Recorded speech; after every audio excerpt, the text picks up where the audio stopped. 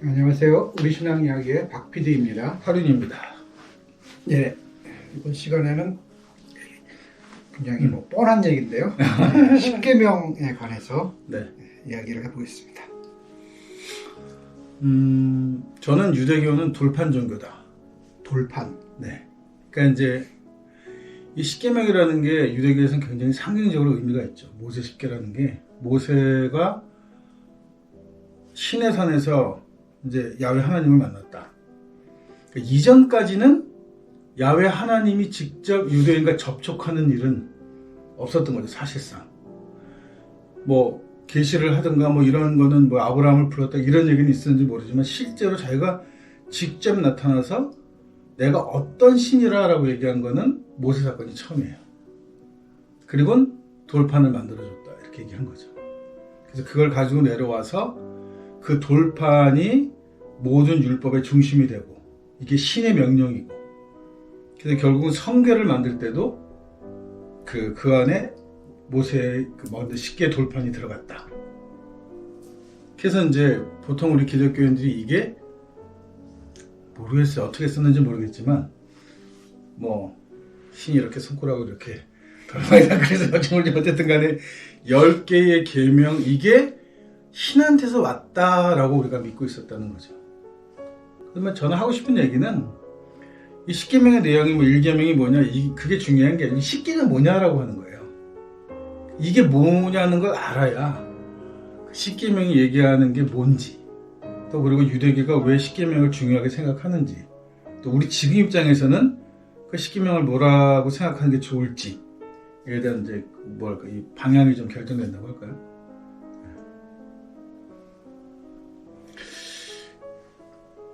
이게 우리나라 이제 뭐 고조선의 뭐 팔조복금 이런 거 역사에서 배울 네. 때도 이제 거기 나오는 이제 몇 가지 그 계율을 가지고 그 당시 사회는 어땠을 것이다. 뭐 이런 이제 얘기들을 그렇죠. 배웠단 말이에요. 네. 그럼 십계명에 물론 이제 뭐 배경도 알아야 되겠지만 이 10계명 중에서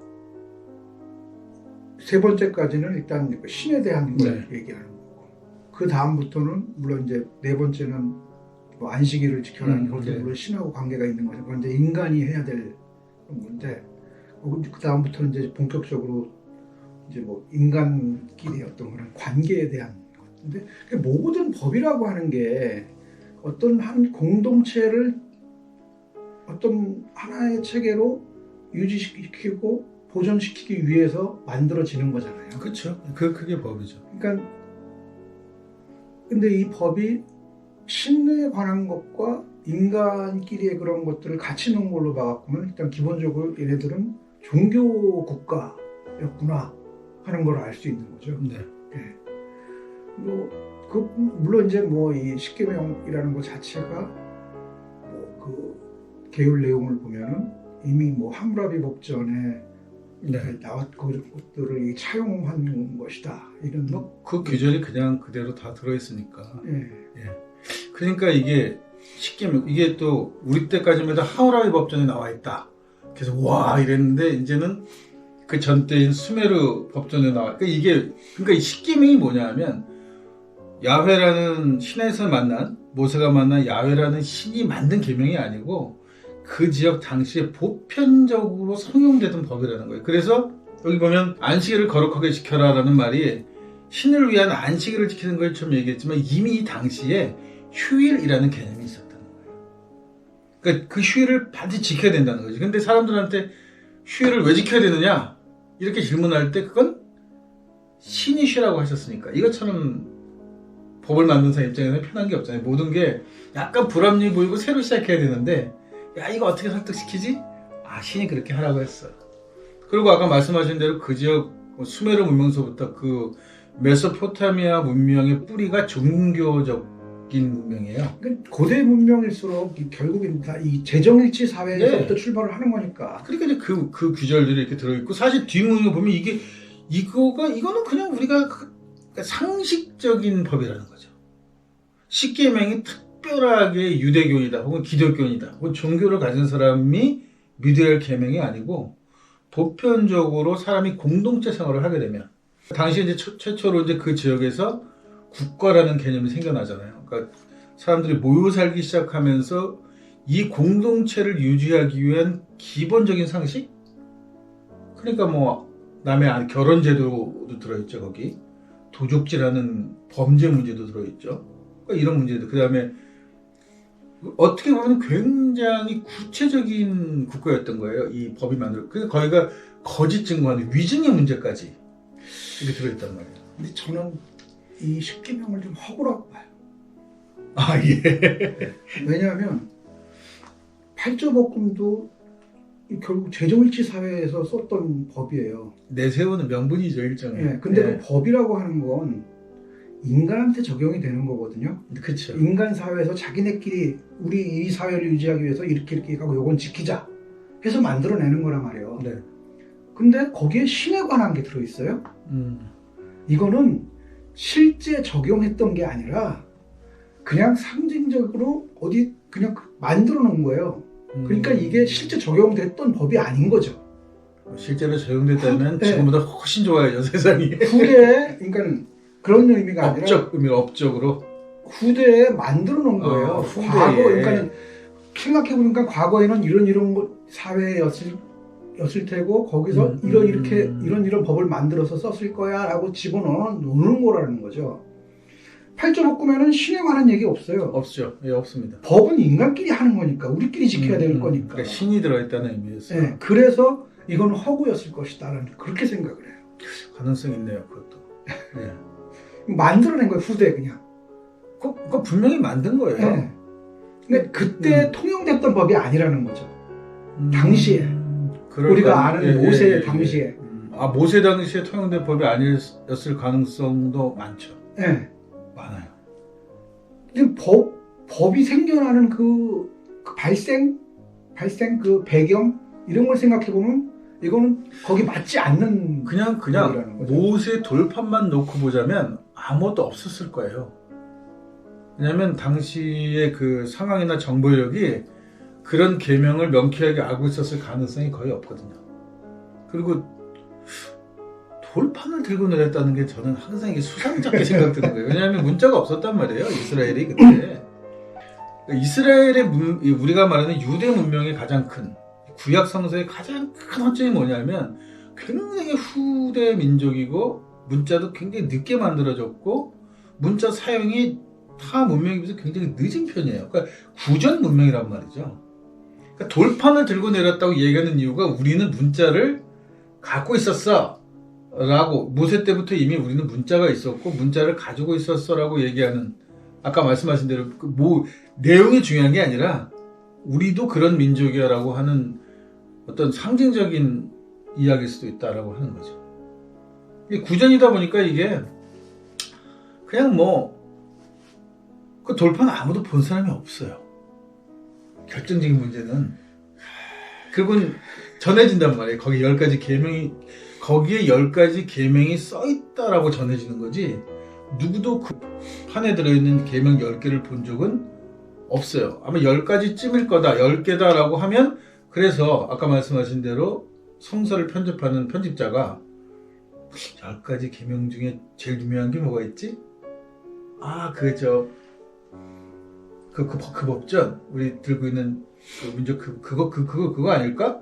이렇게 썼을 가능성이 있는 거예요. 이게 뭔지 모른단 말이에요. 그러니까 그것도 10개도 사실 확실하지가 하지 않은 거죠. 이게 10개가 뽑았겠지. 그러니까 이게 유대교나 이쪽 종교 해갖고 성경에도 그렇고 개신교도 그런데 이렇게 딱 걔네들이 규정하는 10계명이 있고 또 카톨릭은 또 좀 다르잖아요. 뭐야? 그저 좀 다르면 조금씩. 그러니까요. 이제 그런 것들이 명확하게 하지 않으니까 그런 식으로 다르단 말이에요. 모르니까요. 본 사람이 없어요. 네. 10계명 돌판이 있다고는 얘기하는데 모세가 석공을 데려가지 않은 이상 돌판을 그리고 만약에 모세가 거기서 세계를 내렸다면 이집트 문자겠죠. 사실상 모세 때 문자를 가지고 있었다고 해도 늦은 거죠. 늦은 거예요. 그러니까 주변 다른 그리고 썼다고 해도 이집트 문자를 썼을 거예요. 고대 국가하고 네. 비교하면 근데 사실 국학적으로 봤을 때 모세 때 문자를 가지고 있어도 늦은데 그때도 사실 없었다고 보는 게 오히려 더 그렇죠. 그리고 돌판이라는 게 당시에 유행하던 그 문서를 기록에 남기는 법이 석판, 점토판 뭐 이런 거란 말이죠. 그 다음에 이제 조금 더 나오면 뭐 파피루스 종이 이런 것들이 나오고 가죽 뭐 이런 것들이 나오게 되는데, 그러니까 당시로서는 가장 상상할 수 있었던 좋았던 게 돌판이었던 거예요. 아마 이게 동양 쪽으로 해서 만약 쓰여지는 신화라면 거북 껍질 등을에다가 썼다? 뭐 이렇게 얘기해야 되는 그런 글자인 거지. 근데 이 십계명이 거의 절대시화된단 말이에요. 이게 마치 유대인들이 이 10가지 계명을 가지고 중심으로 뭉쳐있던 것처럼. 그리고 이제 본격적으로 십계명과 연결되는데 이게 자세히 정말 풀어서 디테일하게 만든 게 레위기인데, 그 레위기의 내용을 보면은 정말 별의별 시시콜콜한 얘기까지도 다 있단 말이에요. 그 법률 과정 그런 것들이 다. 그리고 모세가 혼자? 그리고 모세 당시 시대상에는 맞지도 않는 법률들이 굉장히 많아요. 그러니까 이게 계속 후대에 첨가되면서 네. 붙여진 이야기들인 거죠. 레위기 자체도. 그렇죠. 그렇게 시시콜콜하게 만들 정도면 한 사람이 할 수 있는 게 아니라 오랜 기간을 두고 계속 부닥치면서 만들어진 것들이 네. 첨가됐다고 봐야죠. 이게 민법, 형법, 그 다음에 형사소송법, 민사소송법, 뭐 주택 관련해서 뭐 별 오만 금융 관련해서까지 하다못해 친족 간에 무슨 뭐 아주 디테일하단 말이에요, 이 얘기가. 그렇게 생각해 보면 이게 야훼라는 신이 모세를 앉혀놓고 저 뭐 첫 번째 법의 1조항은 이거다 이렇게 쭉 불러서 쓴 거는 아니라는 거는 누구나 짐작하는 거고, 그리고 제가 아까 말씀대로 시대하고 맞지 않는다. 그 법이. 맞아요. 저도 그 부분 어디 읽은 것 같아요. 그러니까 그 시대에는 이런 그런 관습이 관습 자체가 존재하지 않기 때문에. 그러고 나서 그 다음에 이제 세세하게 그런 일반적인 법률과 더불어 세세하게 이제 제사를 드리는 법에 대해서 종교적인 내용, 아까 말씀대로 이게 처음부터 종교를 염두에 두고 만들어진 법률이라는 거지. 그러니까 이제 역으로 이런 것들을 학문적으로 접근을 한다면은 당시 종교, 그러니까 외세 침략이라든지 뭐 이런 것들에 의해서 자기네들의 정체성이 흔들리기 때문에 이런 것들을 만들어낼 수밖에 없었다는 거죠. 네. 후대. 예. 그러니까 유대인으로서 자기네가 가지고 어떤 정체성 흔들고 또 이제 그 사람들, 그 구성원들의 정신을 하나로 이렇게 묶어주기 위해서 이런 것들을 제시하게 됐다라고 봐야 되는 거죠. 그렇게 봐야 됩니다. 예. 그러면은 이것이 적어도 모세라고 얘기하면 모세 이후가 아니라 오히려 더 후대라고 봐야 되는 거죠. 엄청 후대라고 봐야죠. 그럼 엄청 후대라고. 보통 우리가 뭐 교회에서나 이런 배우는 거는 뭐 출애굽 이후에 모세오경이 쓰여진다 이렇게 표현하지만 실제로는 그렇지 않고 그 출애굽과 비슷한 사건. 출애굽 사건도 없었을 거예요. 저는 없다고 봅니다. 그러니까 네. 그것과 이야기되는 그런 것과 비슷한 어떤 그 유대 민족들의 위기 상황을 겪으면서 이제 그때 그 후대 그 비슷한 상황을 겪으면서 이게 쓰여졌다라고 보는 게 오히려 더 타당한 거죠. 그렇죠. 편집하면서 첨가되고 정체성을 만드는 거죠. 예. 소급해서 그리고 배열하고 이렇게. 그 후대면 출애굽 이후에 겪게 되는 그때 뭐 거의 내내 거의 식민지 상황이었기 때문에 그래서 이제 이번 주제기도 한데 바벨론 포로기가 그래서 중요한 거죠. 많은 신학자들이 바벨론 포로기를 굉장히 중요하게 보는 이유가 거기 있어요. 이전까지는 없거든요. 유대교라고 부를 만한 정체성도 마땅치 않고 과연 성전이라는 것도 있었을까라고 하는 것에 대한, 물론 예배를 드리는 장소가 있을 가능성이 없진 않지만 그렇게 구약이 얘기하는 것처럼 열왕기 상하나 역대기 상하처럼 뭐 솔로몬이 어마어마하게 졌다는 그런 성전이 과연 있었을까? 그것도 분명치 않아요. 그러니까 굳이 뭐 그냥 단순화시켜서 얘기하자면은 출애굽이 아니라 오히려 바빌론 포로기 이후에 이런 십계명 이런 것도 확실하게 정립이 되지 않았을까 그렇게 싶습니다. 예. 이렇게 보면 사실 뭐 다윗 얘기며 뭐 모세 얘기며 이런 얘기 같은 게 되게 우스운 거예요. 이게 굉장히 후대에 만들어진 이야기를 가지고 또 상상을 하는 거야 거기다가. 이스라엘의 역사, 이게 성서를 통해서 나타나는 그런 모습들을 보면은 그냥 처음부터 끝까지 다 이 다른 곳의 신화들의 요소들을 다 짜집게서 만든 끌어들여갖고는 거죠. 그러니까 엄청난 작업을 한 것 같아요. 정말 대단한 학자들이 모여서. 뭐 그럴 수밖에 없었다고 봐요, 그거는. 근데 그것도 쉽지 않은 일이잖아요. 쉽지 않죠. 근데 뭐 우리 근대사에 들어서 일본이 제국주의를 시작하면서 그 작업을 했잖아요. 걔네들 메이지 유신을 하면서 자기네 역사들, 선대 역사들을 다 정리해가지고 정통성을 만든단 말이죠, 이렇게. 그 작업을 내가 볼 때 이스라엘도 바벨론 포로 이후에 한번 작업을 1차적으로 했던 것 같고, 그 후로 꾸준히 작업을, 이 구약성서라고 하는 것이 만들어질 때까지 꾸준히 그런 작업들이 이루어져 왔고, 특히 헤롯 왕조 때 와서는 얘네들이 정통성이 없으니까 이 정통성을 확보하기 위해서 더 치밀하게 그런 작업을 했을 가능성이 있죠. 그러니까 이게 열등감이 많은 이 나라일수록 그런 역사적 왜곡이라고 하는 것이 그거야 뭐. 진짜 많아요. 그거는 그냥 상식인 겁니다. 그거. 열등감이 없어도 이거 없어도 만들어내는 중국 애들이 저러는 건데 열등감이 없어도 저러는데. 아이고. 이게 십계명 뭐 이게 뭐 사실이다 아니다의 문제가 아니라, 그러니까 그 사회에는 이 사회, 적어도 이게 만들어질 그 당시, 그게 뭐 모세 그 출애굽 이후인지 바빌론 포로기 이후인지는 모르겠지만 그걸 얘기하는 게 아니라 이 사람들이, 그때 당시 사람들이 뭘 지향하고자 했느냐, 어떻게 살고 싶었는지가 보이는 거죠. 그걸 그런 식으로 파악을 하는 것이 우리에게 오히려 더 도움이 되겠다 싶습니다. 네, 여기까지 이야기 마치겠습니다.